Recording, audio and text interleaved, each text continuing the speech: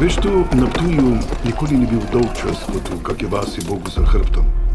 Stoji prav na križišču poti, kjer so vedno hodili iz sončne Italije v Panonsko nižino in od alpskih vršacev na Balkan.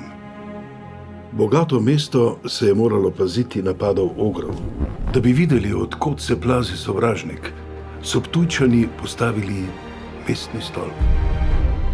Jaz, Jurij, prisegam, da bom stolp v mestu Ptuju zvesto na skrbi imel, ter bom stolpom vedno podložen mestu in meščanom. Tako mi Bog pomaga in vsi svetniki.